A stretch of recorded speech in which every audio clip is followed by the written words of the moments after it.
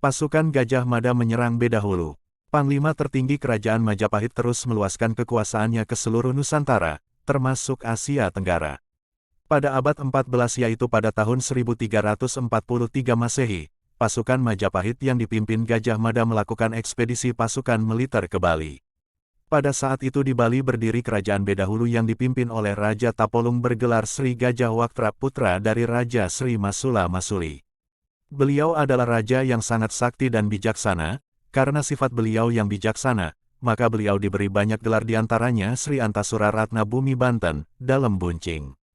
Kerajaan Bedahulu adalah satu-satunya kerajaan yang berkuasa di daerah Bali, tidak ada kerajaan lainnya yang berani melawan kekuatan Kerajaan Bedahulu, sehingga pada saat itu Bali agak merdeka penuh. Hal inilah yang membuat Raja Majapahit dan Patih Gajah Mada tidak suka. Oleh karena itu Patih Gajah Mada berusaha menundukkan Kerajaan Bedahulu dengan melakukan ekspedisi pasukan militernya ke Bali. Ketangguhan pasukan Kerajaan Bedahulu disebabkan oleh ketangguhan para pendamping Sri Gajah Waktra yang berjumlah 11 orang. Yang terkenal sangat sakti-sakti dan kebal, sehingga Kerajaan Bedahulu sulit ditundukkan oleh pasukan Majapahit. Para pendamping Raja Gajah Waktra adalah 1. Ki Pasunggriggis, berkedudukan di Tengkulak. Beliau adalah keturunan Empu Sidimantra, ahli tata negara. 2. Ki Kebo Iwa, patih muda berkedudukan di Belah Batu dari keturunan Karang Buncing. Beliau sangat sakti dan kebal serta ahli dalam pembangunan. 3. Tumenggung Si Guduk Basur. 4. Tumenggung Si Kala Gemet. 5. Menteri Girikmana berkedudukan di sebelah utara Gunung Tohlangkir. 6. Menteri Situnjung Tutur berkedudukan di Tianyar. 7. Menteri Situnjung Biru berkedudukan di Tenganan. 8. Menteri Ki Tambiak berkedudukan di Jimbaran. 9. Menteri Ki Buan berkedudukan di Batur. 10. Menteri Ki Kopang berkedudukan di Seraya. 11. Menteri Ki Walung Singkal berkedudukan di Taro.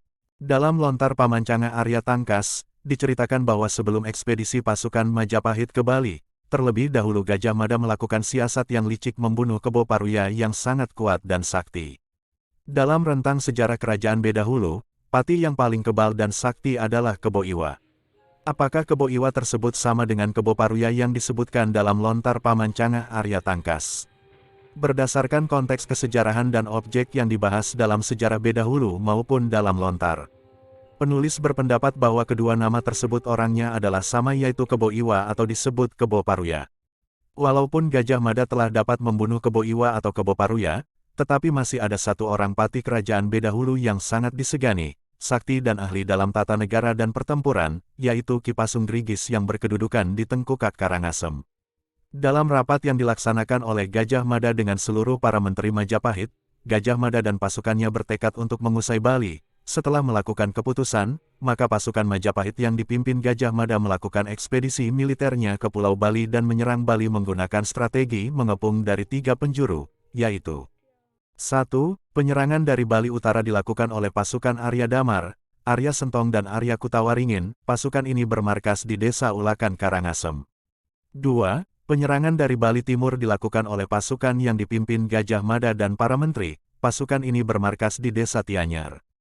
3. Penyerangan dari Bali Selatan dilakukan oleh pasukan Arya Kenceng, Arya Belok, Arya Pengalasan dan Arya Kanuruhan. Mereka bermarkas di Desa Kuta. Dengan posisi pasukan militer yang sudah siap tempur, pasukan Majapahit di bawah pimpinan Patih Gajah Mada menggempur Kerajaan Bedahulu. Dan terjadilah pertempuran yang sangat sengit antara pasukan Majapahit dengan pasukan Kerajaan Bedahulu yang dipimpin oleh Ki Pasunggriggis. Dalam pertempuran yang sangat hebat itu, Kerajaan Bedahulu mengalami kekalahan. Prajurit Kerajaan Bedahulu banyak yang terluka dan ada yang melarikan diri ke hutan untuk menghindarkan diri dan menyelamatkan jiwa mereka masing-masing dari gempuran pasukan Majapahit. Para menteri yang memimpin pasukan Raja Bedahulu, seperti Ki Tunjung Tutur di Tianyar, Ki Kopang di Seraya terbunuh oleh pasukan Majapahit, Menteri Ki Girikmana di Ulakan dibunuh oleh pasukan Arya Damar, Menteri Ki Buan yang bermarkas di Batur terbunuh oleh pasukan Arya Kutawaringin, pasukan Kerajaan Bedahulu Demung Ki Guduk Basur dan Ki Tambiak dan pasukannya yang bermarkas di Jimbaran, dapat dihancurkan oleh pasukan Majapahit yang dipimpin oleh 4 orang Arya, yaitu Arya Kenceng, Arya Belok, Arya Pangalasan dan Arya Kanuruhan yang bermarkas di Desa Kuta. Kehancuran para pimpinan-pimpinan pasukan Kerajaan Bedahulu tersebut di atas, tidak menyurutkan semangat sang panglima pasukan Kerajaan Bedahulu, Beliau sangat kesohor dan ahli dalam pertempuran, sehingga Ki Pasungrigis dan pasukan yang dipimpinnya tidak gentar dengan pasukan Majapahit dan terus mempertahankan Bali yang menjadi wilayah kekuasaan kerajaan Bedahulu. Kecerdikan Ki Pasungrigis dalam bertempur bagaikan setan bayangan yang sangat mempersulit Gajah Mada untuk menangkap patih Ki Pasungrigis secara hidup-hidup sesuai permintaan dari Baginda Maharaja Hayam Wuruk. Sehingga pada suatu malam, ketika pertempuran berhenti, Gajah Mada melakukan rapat khusus dengan para Arya dan para menteri yang memimpin pasukan Majapahit, terutama Arya Damar, yang diminta Gajah Mada untuk mencari siasat agar dapat menundukkan Ki Pasungrigis hidup-hidup seperti permintaan Baginda Maharaja. Hasil rapat dengan para Arya disepakati oleh Gajah Mada untuk menggunakan siasat licik, yaitu pengibaran bendera putih pertanda pasukan Majapahit menyerah kepada pasukan Ki Pasungrigis. Pada keesokan harinya setelah rapat, siasat tersebut dijalankan oleh seluruh pasukan Majapahit yang dipimpin Gajah Mada, maka Ki Pasungrigis dan pasukannya sangat bangga dan gembira hatinya.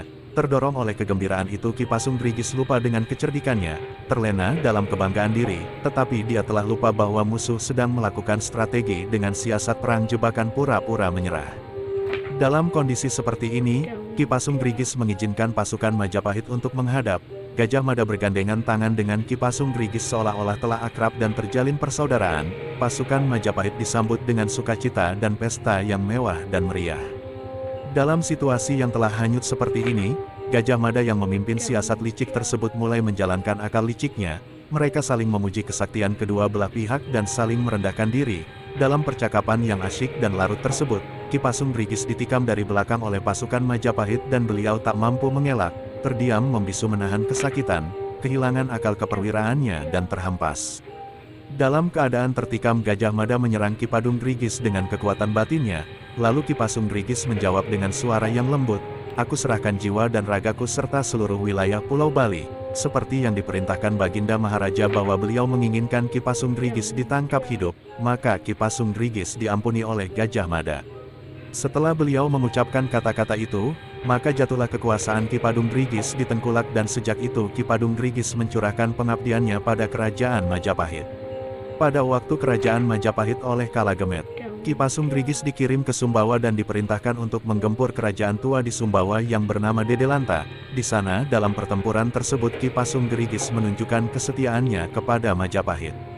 Dalam suatu pertempuran 1 lawan 1 antara Ki Pasungrigis dengan Dedelanta, yang sama-sama cerdik, mengadu senjata, siasat dan taktik serta pergulatan yang mengagumkan, namun pada akhirnya kedua kesatria yang gagah berani, sama-sama menghembuskan nafas terakhir dan gugur sebagai pahlawan.